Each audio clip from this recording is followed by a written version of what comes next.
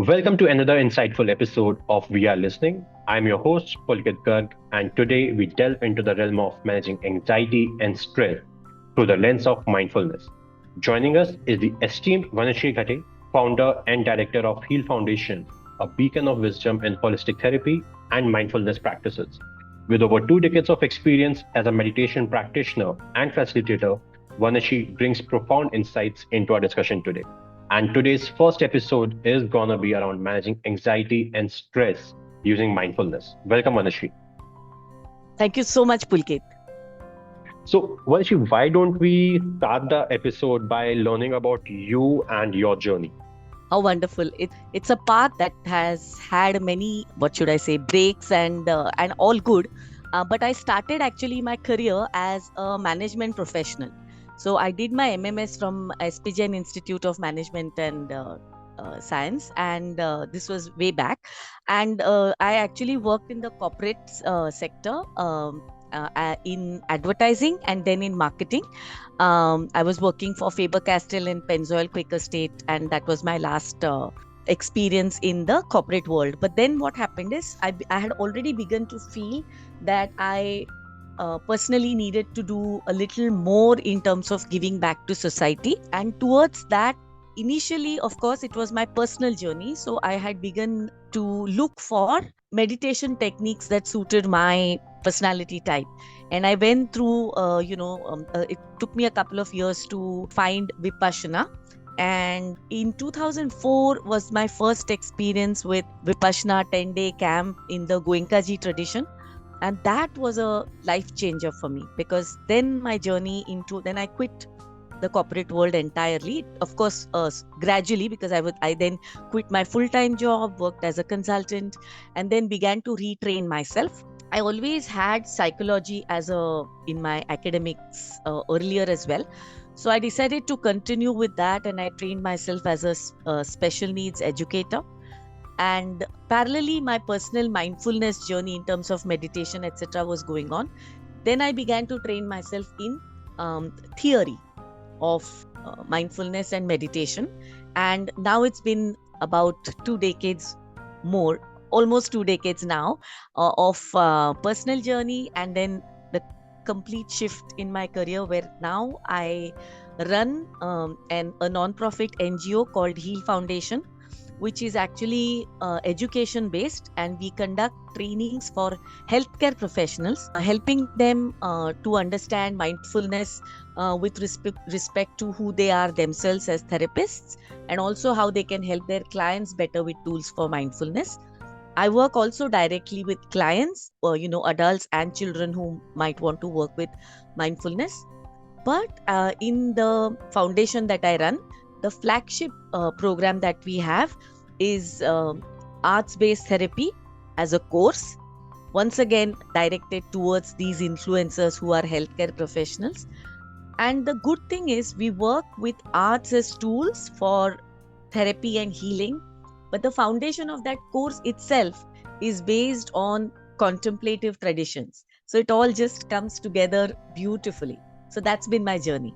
That's amazing, and that's a very plush and inspiring journey you have had, Vanashree. So you mentioned about you have been working in healing and enabling the healthcare providers with various other feathers they can add to their caps. So, what exactly is mindfulness according to you, and why is it important in our life?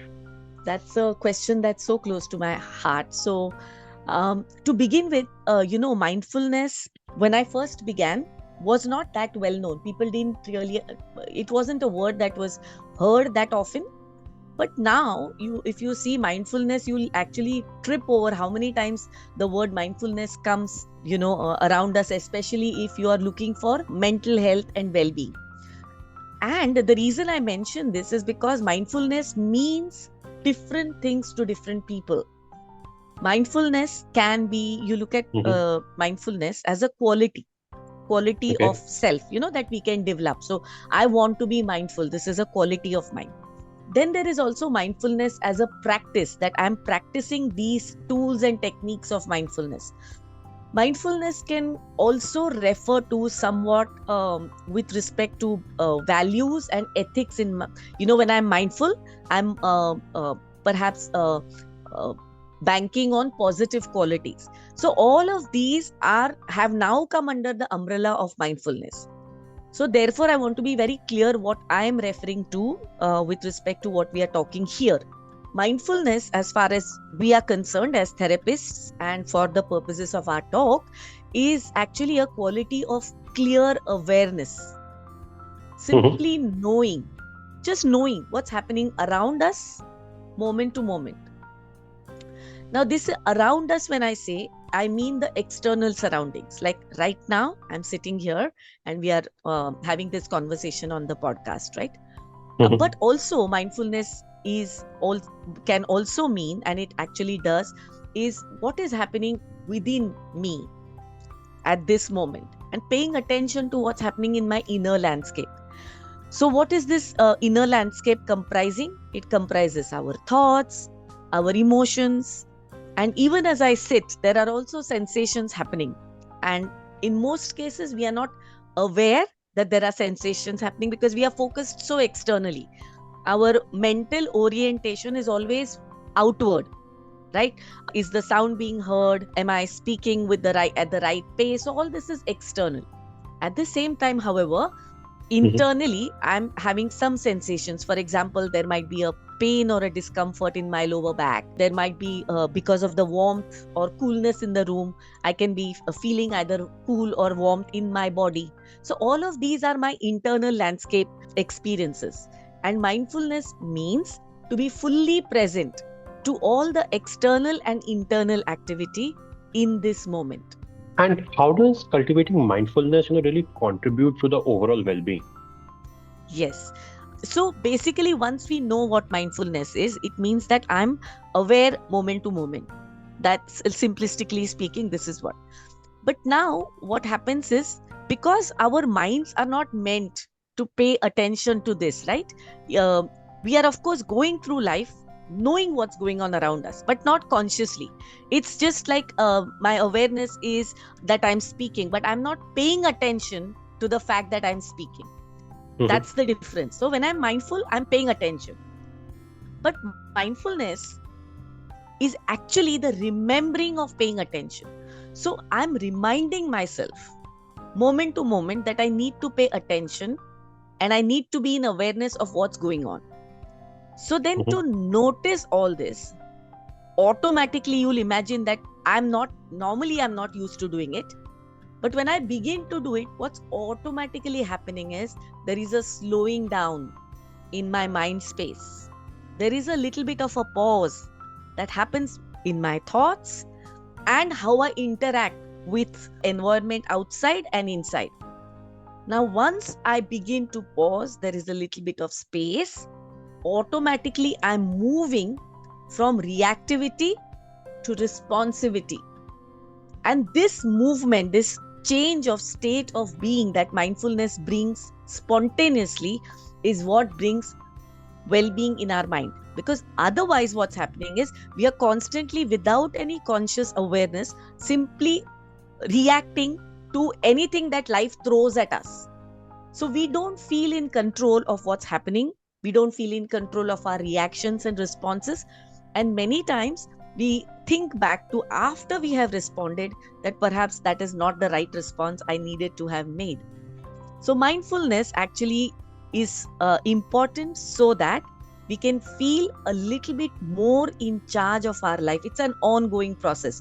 It's not a one step thing that I'm mindful today onwards and I will always be mindful, isn't it? So Mhm. it's a Mhm. process. And because it's a process, slowly and gradually, we begin to feel more in charge of what's happening in my life. I have my self agency back and I begin to feel more in control of what's happening in my life. So, Manju, one more point that comes to my mind when we talk about being self-aware, aware about our surroundings, what's happening, inside or outside. I Hmm. have seen a lot of senior officials. So when I work with them, and specifically I'm referring to the administrative services, the civil services officers, I've always seen them talking very slowly. Their thought processes, it's like they're thinking and then saying things. It's they're processing things and at the same time. So, is Yes. it because of a regular practice of being mindfulness, or it's a natural practice that happens with the officers at that time? Hmm. Very interesting question. So, as a general response, I would sort of step away from, because I don't know what really is happening in their minds, and it would not be right to make a general sweeping statement.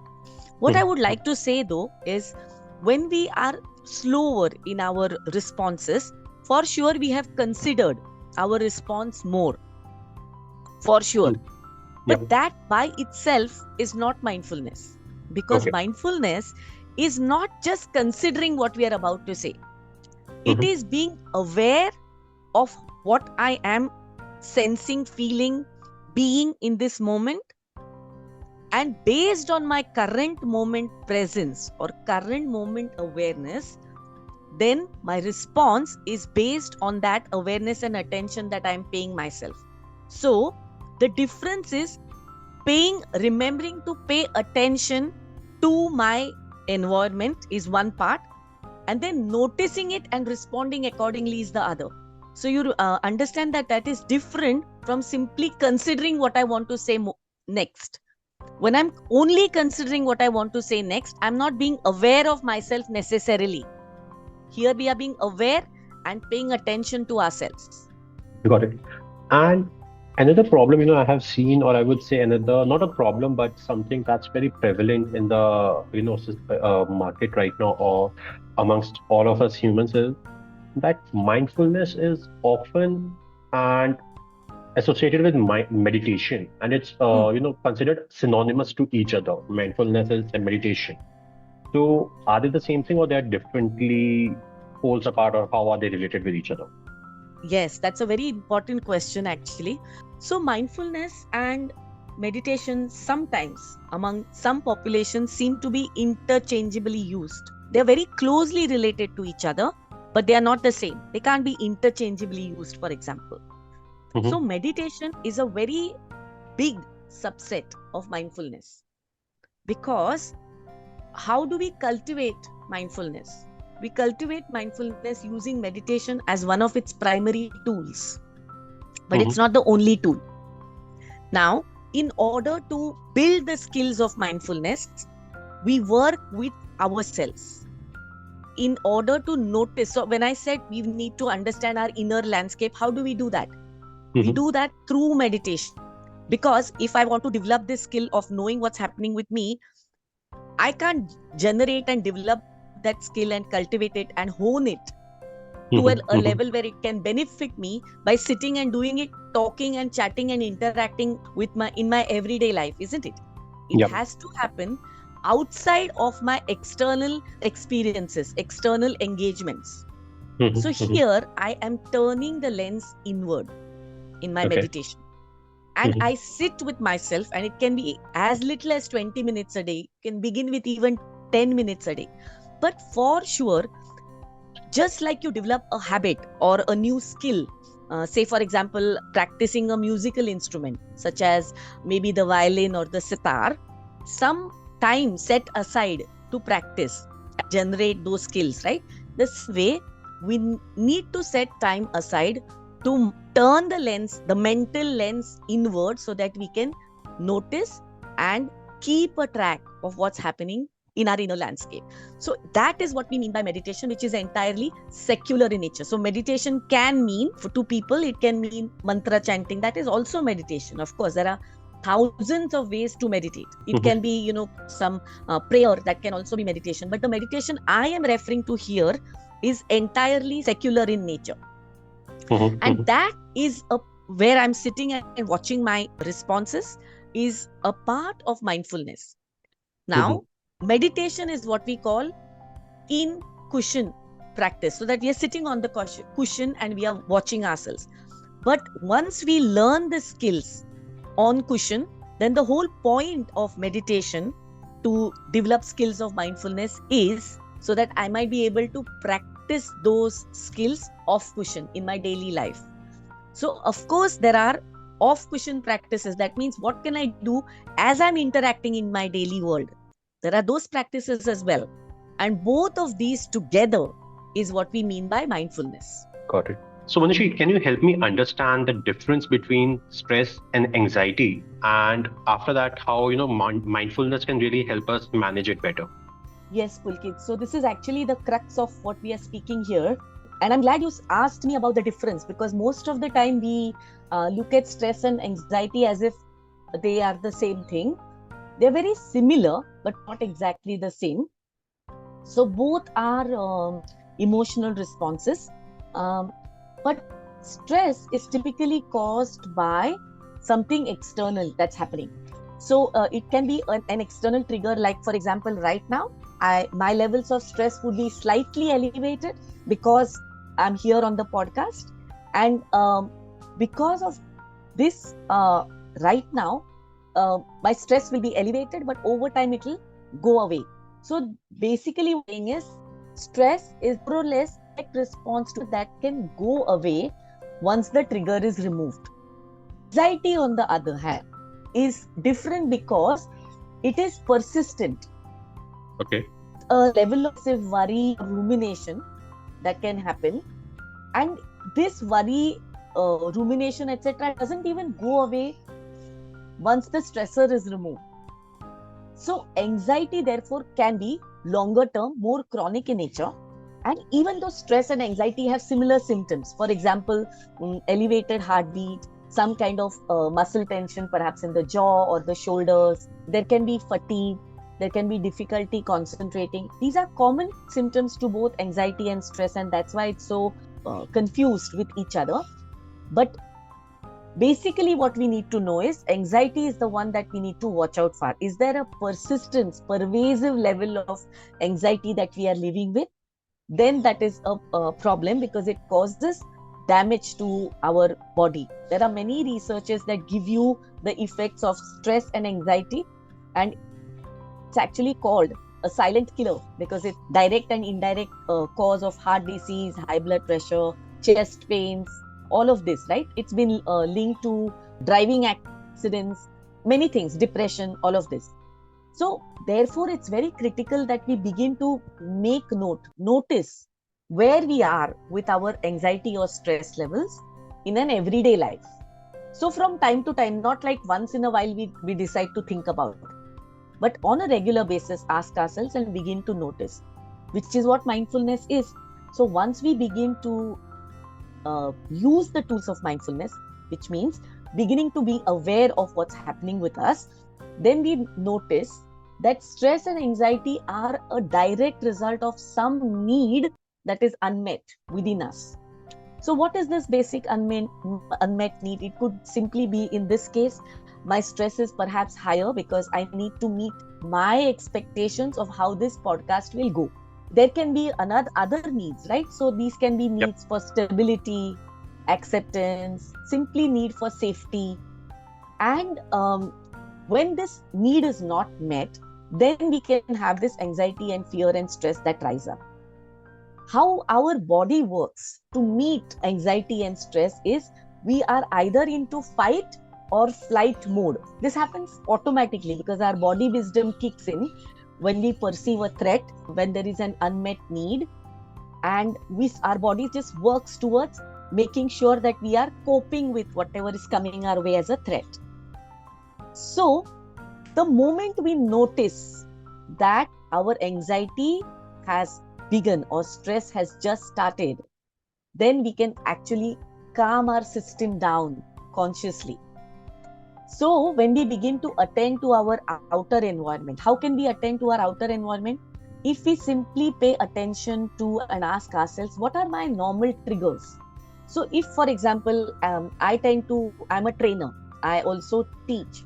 So when I know that one of my triggers for heightened levels of stress is when I'm standing in front of others to teach and talk, isn't it? This is in fact one of the highest stressors, public speaking. Mhm, mhm. So when I know that that is my trigger, then I know a public speaking program is coming up. Then I can work in advance towards managing my stress levels, so that when I'm facing that moment, I'm fully prepared mentally and emotionally to manage my anxiety and stress. So that is one way to do it. So basically what I'm saying is mindfulness can work to first notice and find out what are the habitual patterns of when anxiety and stress rises. Then the second step that I can take once I notice my normal trigger. So for some people, it can be talking to my boss, you know, or it can simply be having a conversation with a specific relative. All of Mhm, these mhm, are habitual triggers that cause heightened levels of stress and anxiety for me. So finding and noticing that and cultivating awareness of that. Then comes the actual practices, the resiliency practices. So what is resiliency? Resiliency is our wonderful body's wisdom to and the ability to respond to a situation that is stressful in a way that is productive. It's something that is beneficial for us, and where we can actually come back into a state of well-being because we are managing our resiliency so well. And how can we manage resiliency? By self-regulating.